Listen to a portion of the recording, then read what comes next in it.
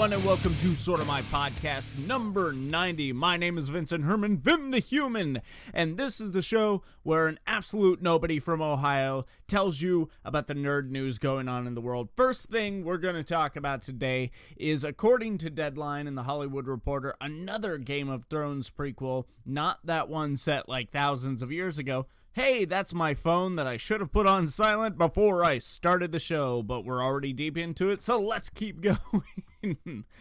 Anyways, this new prequel is close to a pilot order and is actually based on the Targaryen dynasty, set 300 years before the Game of Thrones series we all know, and begrudgingly, and apparently not at all at the end, there, love. But, yeah, this sounds pretty cool. I love that lore of their family's rise and fall.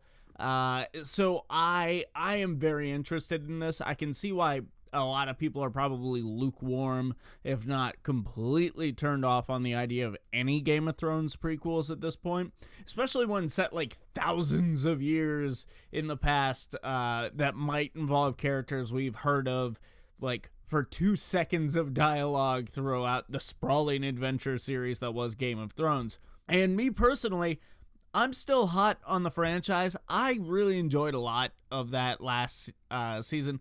I guess, yeah, the ending probably could have been a little better. I don't know why they decided to go from... First of all, I don't know why they decided to go only 8 episodes and then chop that down to 6 episodes. Like, man, it really feels like they could have taken more time with this thing. I don't know. A lot of missteps were obviously made, but on the whole, it wasn't terrible. It just, it was a little disappointing for what we'd all built ourselves up for. But I think a lot of it was good, especially episode 3 there, the actual battle with the Night King. I really enjoyed that episode. I thought it was everything it needed to be. I was all hyped for the finale of that big battle.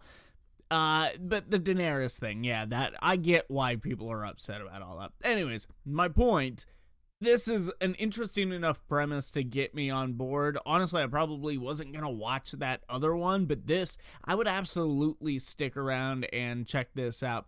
Plus, HBO has me on board for a lot of other things right now, so why not? If I'm already there, let's check this out, sure.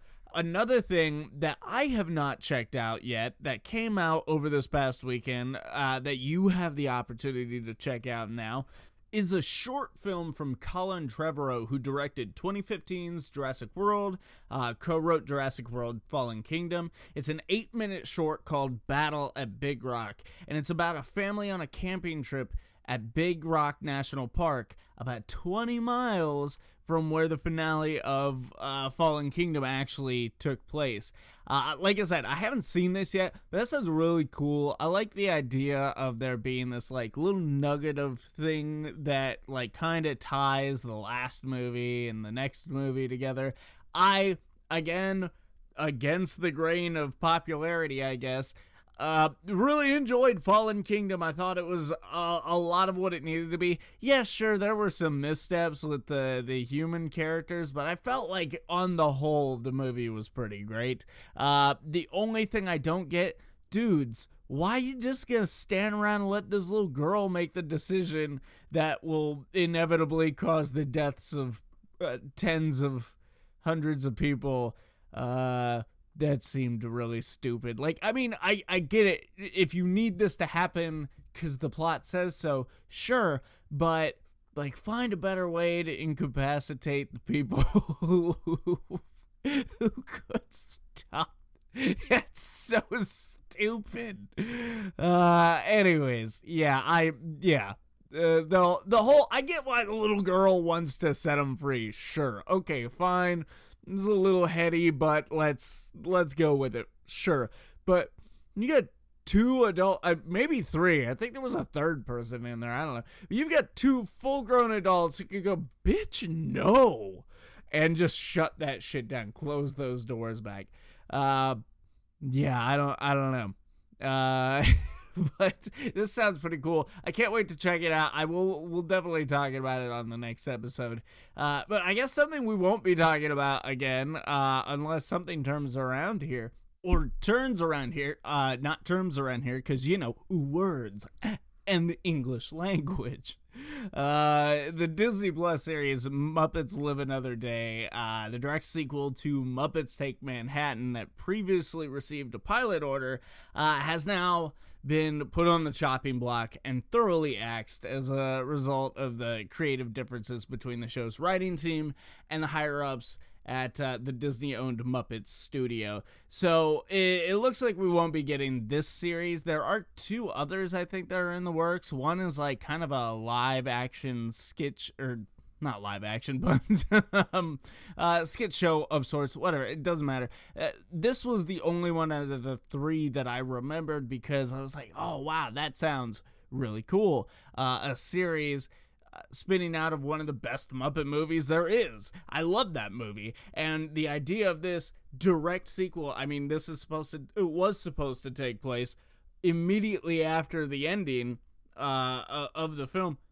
Man, I'm bummed to see this go. I mean, there's still plenty on Disney Plus. Don't worry about that. There's reasons to get that streaming service. I mean, one series getting canceled isn't going to diminish all the Star Wars stuff and the MCU stuff and the cool Disney stuff that'll be there anyways. But yeah, it does kind of suck, as I think this next story is going to. I don't know, it remains to be seen, but right now Margot Robbie's film production company is working on a Tank Girl movie, and that is coming from the co-creator of Tank Girl, Alan Martin, who wrote on Twitter, "Just heard that Margot Robbie's company have optioned the rights from MGM to make a new Tank Girl movie, now several months into development. We haven't been contacted by any of the parties involved with the project, so not sure if there will be any input from the original creators." And the reason that makes me think this is gonna suck is because, one, who gets Tank Girl better than the guys writing Tank Girl? Writing, drawing, creating Tank Girl. And two, I don't know, Margot Robbie's getting too big for her britches. Am I wrong about that? Because one, if this is for real, which it most likely is, she's definitely casting herself as Tank Girl. Like, that's a given, right? She's definitely gonna be Tank Girl. So we've got that, which, fine.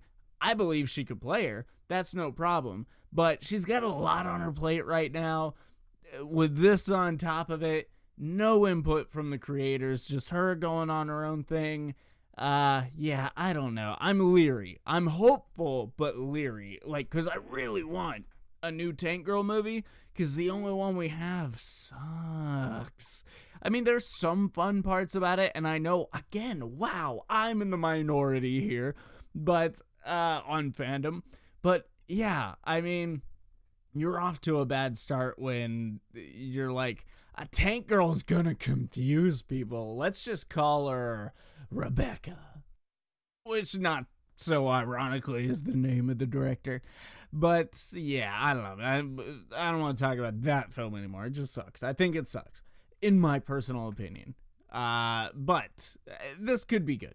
Could be good. Nice to have an update. At least we'll have options at this point outside of just straight up reading the comic book, which, I'm fine with. We could just keep doing that. But sure, fine. New Tank Girl movie. Let's see where that goes.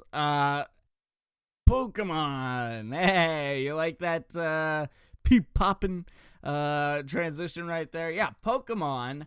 The official Pokemon Twitter, that is, shared a link this past week that leads to the Sword and Shield main website, but a corner of the screen is covered by a pixelated image. If you hover your cursor over that image, it flees around the page a few times until you're able to click it, and the cry of a mysterious Pokemon rings out. You're then taken to a new page filled with glitches that censor key information about the new Pokemon, including its name. What we do know from that page is that it's a fighting type, it weighs 257.9 pounds, and has the ability Steadfast. There's also a line underneath that reads, partially redacted, only redacted that have survived many battles can attain this redacted. When this Pokemon's redacted redacteders will retire from combat. So that's cool. I like this little interactive mystery stuff. Only people who click that link and played along with the glitches and all that really get to be in on it. Or I guess guys who just read it on the internet decided to talk about it on their podcast. But since reading the article, I had checked it out. It was, as simplistically joyous as it could be. And it's just cool having this little mystery. Ooh, what's the Pokemon? Blah, blah, blah, blah, blah. Is it going to have some sort of glitchy ability? Is it going to be some sort of techno Pokemon? I don't know what my voice just did there. Apparently that's what happens when I say techno Pokemon. So, that's a thing now. And, it's just really interesting. I'm excited to see where that goes. I mean, obviously I will have this game, so I'm going to find out one way or the other. But, it'll be fun to see where that goes. And speaking of games I'm definitely going to have, Dragon Ball Z Kakarot had some new updates over this past week. So let's dig into those. First of all, Boo Saga confirmed. Fuck yes. Like I said, I was sure that they were gonna go this route. It would just be foolish not to. But it's nice to have it confirmed. It's fun to speculate, but confirmations are the bread and butter of this podcast. Release date was also given of January 17th, 2020. So that's cool. Not too far away, but still, oh my god, I am so writhing in anticipation for this thing that it feels like forever. But we also got some pre-order bonuses that will be included, which first of all, Banyo's training. Banyo, if you remember, or Banyu, if you remember from the last episode, we talked about her a bit. She is the new member of the Ginyu Force, in a manner of speaking. She left due to personal conflicts with them or something. I don't know. But before the events of the Frieza Saga, she leaves the Ginyu Force. And so we're going to get to train with her. I don't know what that means. A bonus cooking item, which I will elaborate on shortly. And the A Competitive Party with Friends subquest. So that's pretty cool. Whatever that is, I hope it is local multiplayer and not online multiplayer, because I won't do it. The collector's edition was also revealed. It includes a hardcover game art book, a diorama figure of Goku and Kid Gohan riding the flying Nimbus over the valley, and a large T-Rex, and a collectible steelbook. The steelbook looks okay. I'm not over the moon about that collector's edition. The statue, or whatever diorama, is pretty cool, but when you stack that against a $60 price tag, $200 just seems a little extreme for almost nothing. Like, I still don't get the hardcover game art books. Like, just release it online. I get people are really into that shit, but they can look at those on their phone. The dioramas are the things we care about. People care about collectible steelbooks, sure, but toss a little bit more in there. Come on, what are you doing? But the thing I really want to talk about involving this game comes out of a Japanese demo video that I watched, which shows off some of the free roaming, some of the mechanics of the game and everything. And in this, they were using pink-shirted Vegeta, so that was fun enough. Just knowing this part takes place during the Cell Saga and all that. Well, okay, let's just kind of dig into this piece by piece. First of all, you get to see Vegeta walking around, being controlled by the player, walking around West City or North City. I can't remember where Capsule Corp is located, but that is where he is coming from. So he's roaming around, and you get to see that, yes, there's walking mode, there's running mode, but you also get to see that powers play a part in the roaming. He begins to fly at one point, he comes back down, starts running around at super speed, dodging things. They didn't show him, and the whole time I'm watching this video, I'm going like, punch a car, punch a building, do something. So they didn't show if that's possible, but you know that no matter what, it's gonna be one of the first things I try, is I'm gonna try and punch a car into a building. But it was pretty cool seeing this, and it kind of confirmed that there's going to be plenty of free roaming, because not only does he get to run around the city, but he leaves the city. The character being controlled by the player gets to leave the city, possibly 100% open world, because it didn't seem to be any barriers or limits or transitions between, like, I want to go over here to the valley or to this hill or whatever, and so it needs to load this up. No, it just seemed like, well, get up, go, go wherever you want. Now, they did kind of play within a very specified area.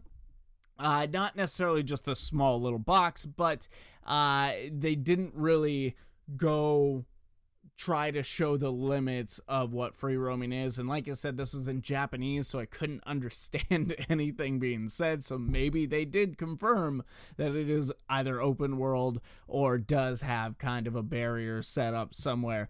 But we did get to see lots of things that you can do in this world, from finding fighters to spar with. You can do little mini games like we were talking about from that one Cell Saga trailer.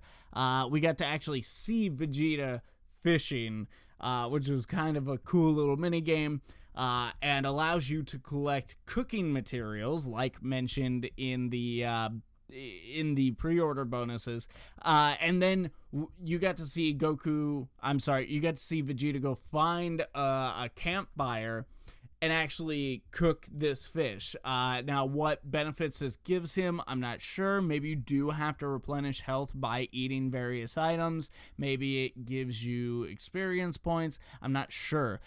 But speaking more to that kind of factor in the game, there are orb collectibles strewn all about, under trees, bigger ones with the Z logo on it. And what function these serve, I'm not 100% sure. You can see a little counter down in the corner go up when you collect them. Possibly currency of some sort, possibly skill training items. I'm not sure, because they did not display what they do. Again, it's in Japanese, so maybe they talked about it and I just didn't understand.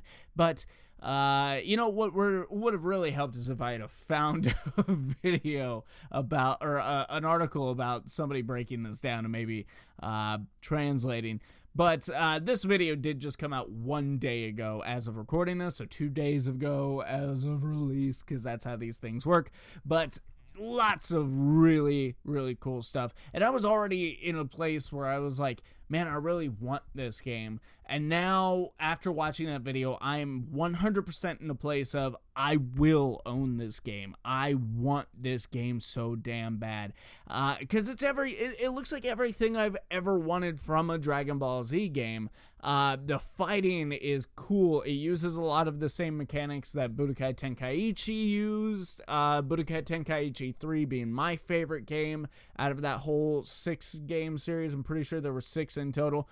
But yeah, it looks so good. I cannot wait to get my hands on this. Much like I can't wait to get my hands on Disney Plus, and even more so now than before. Not that, again, as stated earlier, there wasn't enough reason to have it. But according to Variety, Disney Plus has soft launched to the Netherlands to test the platform, and what early users are seeing are some great old school cartoons. One tester, GJ Kuijma, has posted a list on Twitter of some of these shows, so let's go through these real quick. First, Spider-Woman from 1979, Spider-Man from 1981, Spider-Man and His Amazing Friends from 1982, X-Men from 1992, Iron Man 94, Fantastic Four 94, Incredible Hulk from 1996, Silver Surfer from 1998, and Spider-Man Unlimited from 1999. Now, it should be noted, definitely worth noting, that this is a soft launch, and these titles could be exclusive just to that, or even just exclusive to the Netherlands, so there's no reason to say that we're definitely getting these here in the States, but the number one thing I would really love if they put on the platform is X-Men 1992. I honestly have not seen more than maybe 1 or 2 episodes of that show since the 90s, and honestly, I'm excited by the idea of just watching it from beginning to end, because as I remember it, and really as it's been confirmed for me since the 90s, there was a linear story that went on there, and I would love to experience that again. And plus, just getting to hear that theme song every episode, that's reason enough to stream it. I kind of lost the term there for a minute. Jeez. All right. Anyways, yeah. So that's pretty cool. I would really love it if at least just that show was on there. Maybe bring back the 90s Spider-Man show. And I never did get to watch Spider-Man Unlimited when it was on Netflix. So yeah, I'd love to check that out too, because that was on my list. Speaking of lists, let's talk about my pull list. More specifically, let's talk about what's gonna be in my pull list. DC is producing a new 48-page one-shot with Frank Miller and handpicked by Frank Miller artist Raphael Grandpa, and I know it's got the little thing over the A. I have no idea how to say that. I am sorry. So I'm just gonna say Grandpa.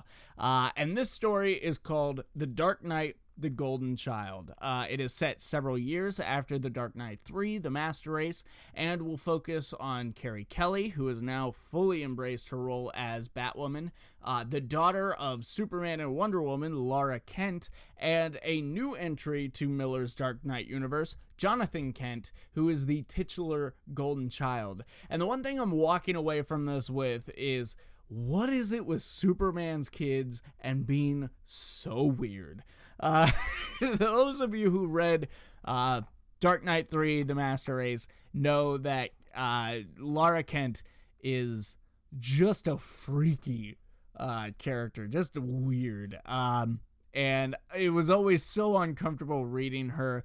She's always floating around with her legs kind of just in this side, like she's sitting on a couch always, even though she's flying around. She just does not like to use her legs. And I think there is a mention of that in the book. I can't remember, but just looking at some of the early panels and stuff, some of the preview stuff they've been showing off, Jonathan Kent looks like he's gonna be weird as shit too. He's this creepy little raven, or what is that, widow's peaked child who's just always floating around. What the fuck?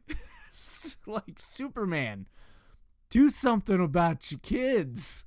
Anyways, this story sounds interesting. I would love to see the advancement of some of these newer characters, because this whole the whole story of The Dark Knight Returns is about some of these characters getting older, and now that the torch is being passed, I'm all about it. Yeah, let's do it. Even though I guess Bruce Wayne is young as shit now again because the Lazarus Pit, but whatever.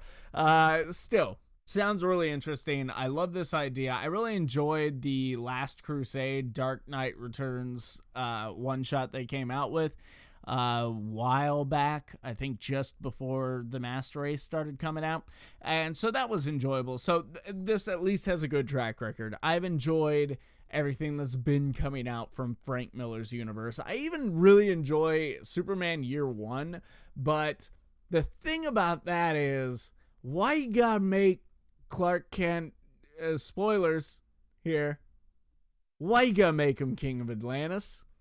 That's weird.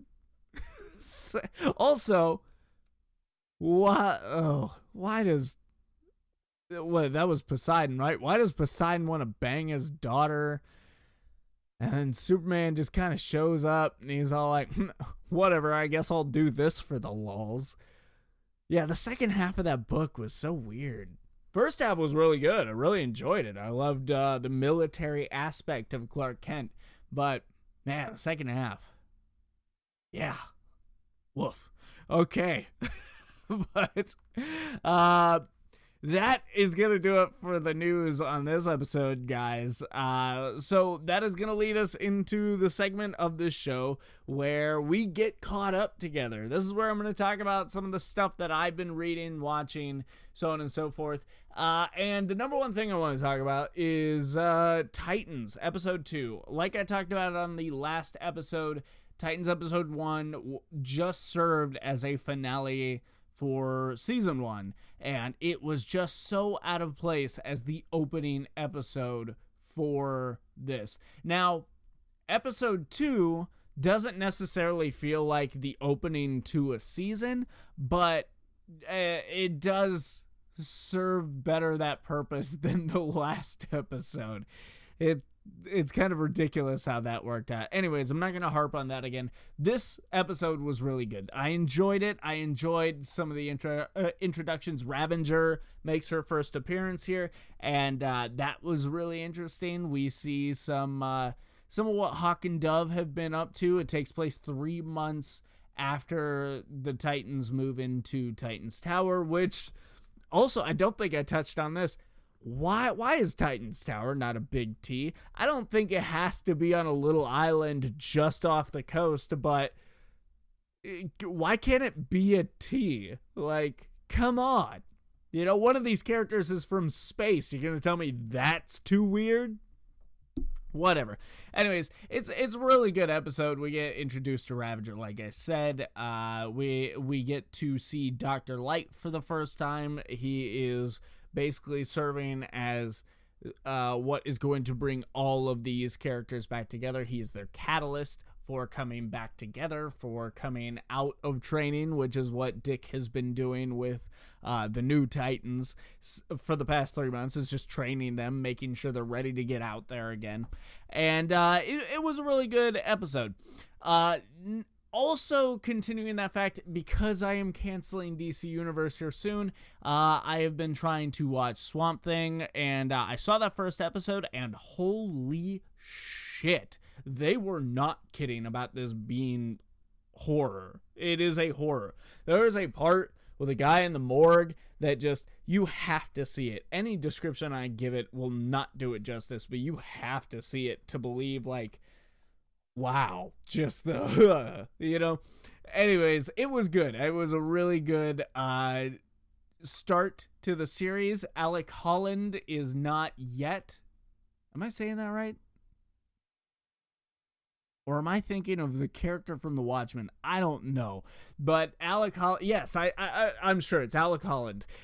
he is not yet Swamp Thing in the first episode, so I'm kind of intrigued to, like, how does that come about? Like, exactly what's going to happen here, especially given the why of why the swamp is starting to come to life. Yeah. Really interesting little mystery story we've got going on here, on top of the how will this guy become Swamp Thing, you know, what is causing this. It's pretty cool. Yeah, but those are really the only two things I have to talk about. Honestly, it's been kind of this past week has kind of been a little, you know, in my ability to read comics and watch things and stuff. I have a lot of contention with my current internet situation. But that is everything I wanted to talk about in this episode, guys. If you have anything that you are getting caught up on, you are reading, watching, find interesting, and you want to talk about it, leave it down in the comments below. Other than that, like this episode if you liked it. Subscribe if you loved it. You're checking this out somewhere while here. Why not like, as before mentioned, and comment your thoughts on any of today's stories. Share this episode and hit the bell on YouTube if you want to know when the newest episodes are up, because that works sometimes, I guess. Or maybe it does nothing. Not sure. Click it anyways. Why not? Like our nerd news page, Sorta My Comics on Facebook, and follow follow Subject to Change Entertainment Entertainment on Instagram, Facebook, and Twitter. And of course, all of my personal social media is down in the description below, along with time codes. Which, if you've made it to this part, do I need to mention the time codes? Maybe I should mention that at the top. I'm so good at this. We only have 10 episodes left. My name is Vincent Herman, Vin the Human, and cue that impending end outro music.